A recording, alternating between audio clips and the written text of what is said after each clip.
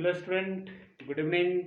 मैं डॉक्टर सुरेंद्र कुमार। आज मैं आप लोगों को इग्नू द्वारा आयोजित एग्जाम जून 2023 के तहत कौन कौन से अति महत्वपूर्ण प्रश्न बनते हैं जिसको पढ़ लिया जाए तो परीक्षा में उससे प्रश्न जरूर आए। तो आज मैं आप लोगों को एमपीएस 2 का अति महत्वपूर्ण प्रश्न दूंगा। एमपीएस 2 में पढ़ना क्या है? तो एमपीएस 2 में आप लोगों को पढ़ना है अंतर्राष्ट्रीय संबंध, सिद्धांत और समस्याएं। अंतर्राष्ट्रीय संबंध, सिद्धांत और समस्याएं आपको पढ़ना है। मैं आपको बता दूं कि ये जो फॉरेन पॉलिसी है, इंटरनेशनल पॉलिटिक्स है, ये आपको एकदम करंट के तहत आपको देखना होगा। उससे बहुत सारे चीज, आप जैसे पेपर है, मैगजीन है, पढ़ रहे हैं, न्यूज देख रहे हैं, उससे भी बहुत सारे चीज को आपको लेना होगा, देखना होगा। उसको आप इंक्लूड करते हैं एग्जामिनेशन में तो आपका रिजल्ट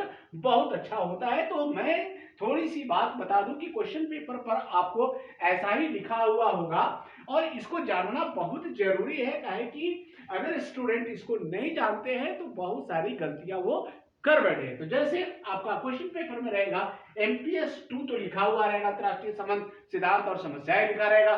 सत्रांश परीक्षा टर्म एंड एग्जामिनेशन जून 2023 आपका रहेगा ही। अब यहाँ जो इंपॉर्टेंट चीज है, समय जो है, समय आपका 3 घंटा होगा। उसके बाद एग्जामिनेशन जो है, अधिकतम मार्क्स जो होगा वो 100 मार्क्स का एग्जाम होगा, लेकिन पासिंग के लिए 40 नंबर आपको लाना ही लाना है। अगर 40 आप नहीं लाते हैं तो नॉट कंप्लीट हो जाएगा। असाइनमेंट का नंबर छोड़कर आपको केवल टर्म एंड एग्जामिनेशन जो 100 का एग्जाम होगा, इसमें आपको 40 नंबर लाना ही लाना है। उसके बाद आपको क्वेश्चन का जो है 2 भाग होगा। 2 भाग में आपको ग्रुप ए, ग्रुप बी रहेगा। ग्रुप ए से 2 या 3 क्वेश्चन बनाइए, ग्रुप बी से 2 या 3 या 2 क्वेश्चन बनाइए। टोटल प्रश्न 5 बनाना है। यहाँ निर्देश भी आपको दिया हुआ रहेगा कि कुल 5 प्रश्नों के उत्तर दीजिए। प्रत्येक भाग से कम 2 प्रश्न चुनिए और प्रत्येक प्रश्न का उत्तर 500 वर्ड, यहां वर्ड लिमिटेशन है, 500 वर्ड में आपको उत्तर देना है और प्रत्येक प्रश्न समान अंक है। आपका कहने का तात्पर्य यह हुआ कि 100 मार्क्स का एग्जाम हो रहा है, 5 क्वेश्चन आपको लिखना है, तो 20-20 नंबर का आपको पर क्वेश्चन का मार्क्स होगा। अब ये देखना है कि कौन कौन से टॉपिक को पढ़ लिया जाए, कौन कौन से क्वेश्चन को पढ़ लिया जाए जिससे परीक्षा में इससे प्रश्न जरूर आए। तो कॉपी पेन आप निकालिए और नोट कीजिए। पहला जो प्रश्न है, अंतर्राष्ट्रीय संबंध के अध्ययन की नारीवादी दृष्टिकोण के प्रमुख तर्कों का संक्षेप में वर्णन कीजिए। फिर मैं एक बार प्रश्न को दोहराता हूं कि अंतर्राष्ट्रीय संबंध के अध्ययन के नारीवादी दृष्टिकोण के प्रमुख तर्कों का संक्षेप में वर्णन कीजिए। ठीक है, आइए नेक्स्ट जो प्रश्न है, मानव सुरक्षा के अर्थ और आयामों की चर्चा कीजिए। मानव सुरक्षा के अर्थ और आयामों की चर्चा कीजिए। ठीक है, आइए नेक्स्ट जो प्रश्न है उसको हम लोग चर्चा करते हैं। निर्भरता के सिद्धांत की, निर्भरता एक निर्धनता है, तो निर्धनता की बात नहीं कर, मैं नहीं कर रहा हूं, यहां निर्भरता की बात मैं कर रहा हूं। निर्भरता के सिद्धांत की व्याख्या कीजिए और इसकी सीमाओं का विश्लेषण कीजिए। निर्भरता के सिद्धांत की व्याख्या कीजिए और इसकी सीमाओं का विश्लेषण कीजिए। ठीक है, आइए नेक्स्ट जो प्रश्न है, बहुत इंपॉर्टेंट प्रश्न है। आतंकवाद की बढ़ती घटनाओं पर विश्व समुदाय की प्रतिक्रिया का विवेचन कीजिए। फिर मैं वह प्रश्न को दोहराता हूं, आतंकवाद की बढ़ती घटनाओं पर विश्व समुदाय की प्रतिक्रिया का विश्लेषण करें। ठीक है, विवेचन करें। नेक्स्ट जो प्रश्न है, शीत युद्धोत्तर युग में शांति और विकास के लिए विश्व समुदाय के प्रयासों का विवेचन कीजिए। फिर मैं प्रश्न को दोहराता हूं कि शीत युद्धोत्तर युग में शांति और विकास के लिए विश्व समुदाय के प्रयासों का विवेचन कीजिए। ठीक है, आइए नेक्स्ट प्रश्न है, क्या है? बहुत इंपॉर्टेंट प्रश्न है और देखा गया है कि प्रत्येक वर्ष लगभग प्रश्न ये आता है। संजातीयता क्या है और युद्धोत्तर अवधि में जातीय हिंसा और संघर्ष क्यों बढ़ गए हैं? फिर मैं वह प्रश्न को दोहराता हूं कि सजातीयता क्या है, युद्धोत्तर अवधि में जातीय हिंसा और संघर्ष क्यों बढ़ गए हैं? ठीक है, आइए नेक्स्ट प्रश्न है। अंतरराष्ट्रीय व्यवस्था में चीन की स्थिति का मूल्यांकन कीजिए। यह प्रश्न जरूर आएगा। अंतरराष्ट्रीय व्यवस्था में चीन की स्थिति का मूल्यांकन कीजिए, क्योंकि अभी भारत और चीन के साथ जो रिलेशन चल रहा है ये बहुत बड़ा मुद्दा है और यह प्रश्न जरूर आएगा। नेक्स्ट जो है, नवीन विश्व व्यवस्था के लक्षणों और निहितार्थों का परीक्षण कीजिए। नवीन विश्व व्यवस्था के लक्षणों और निहितार्थों का परीक्षण कीजिए। ठीक है, आइए नेक्स्ट प्रश्न है।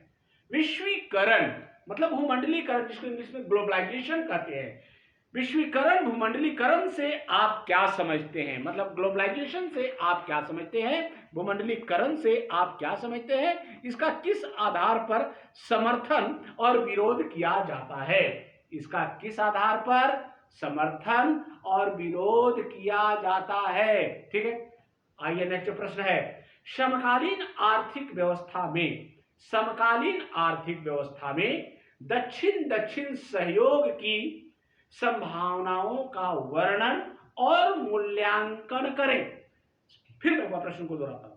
समकालीन आर्थिक व्यवस्था में दक्षिण दक्षिण सहयोग की संभावनाओं का वर्णन और मूल्यांकन करें। ठीक है, आइए नेक्स्ट प्रश्न है।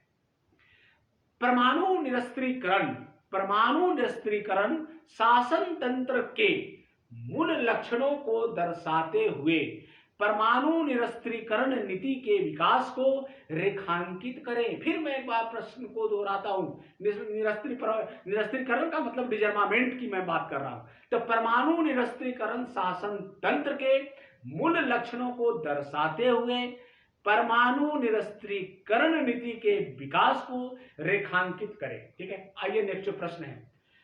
स्वयं निर्धारण की अवधारणा को गढ़ने और लागू करने में संयुक्त राष्ट्र संघ की भूमिका पर चर्चा कीजिए। फिर मैं एक बार प्रश्न को दोहराता हूं कि स्वयं निर्धारण की अवधारणा को गढ़ने और लागू करने में संयुक्त राष्ट्र संघ की भूमिका पर चर्चा कीजिए। ठीक है, आइए नेक्स्ट प्रश्न है।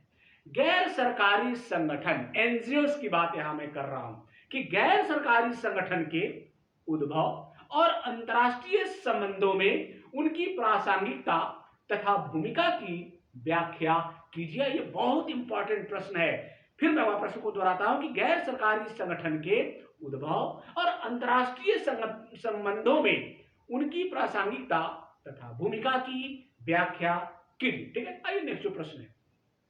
वैश्विक पर्यावरण संकट के संदर्भ में उत्तर दक्षिण विभाजन का विश्लेषण कीजिए। यह बहुत इंपॉर्टेंट है और यह प्रश्न जरूर आ रहा है।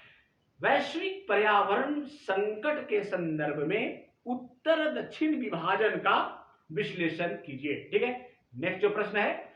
परमाणु अप्रसार नीति का विकास बताएं और परमाणु अप्रसार व्यवस्था की प्रमुख विशेषताएं स्पष्ट कीजिए। फिर मैं प्रश्न को दोहराता हूं कि परमाणु अप्रसार नीति का विकास बताइए और परमाणु अप्रसार व्यवस्था की प्रमुख विशेषताएं स्पष्ट कीजिए। एंड लास्ट जो प्रश्न है, अंतरराष्ट्रीय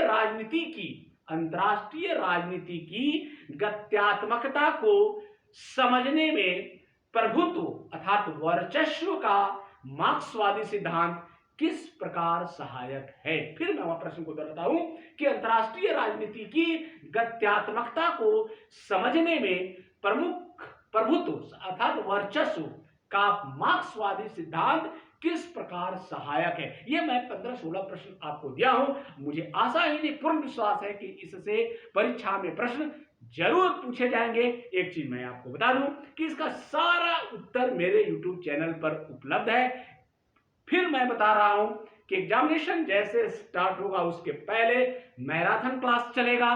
पिछले बार भी मैंने चलाया था, इस बार भी चलाऊंगा, और जो भी प्रश्न मैं दे रहा हूं सारे को डिफाइन करूंगा और आप लोग उस मैराथन क्लास में जरूर रहेंगे। तब तक ये सारे को क्वेश्चन को लिख कर जितना भी मेरे YouTube चैनल पर आपको लेक्चर उपलब्ध है उसको आप देखिए, कहीं भी आपको जाने की आवश्यकता नहीं है, आपका रिजल्ट बहुत अच्छा आया होगा। थैंक यू, धन्यवाद।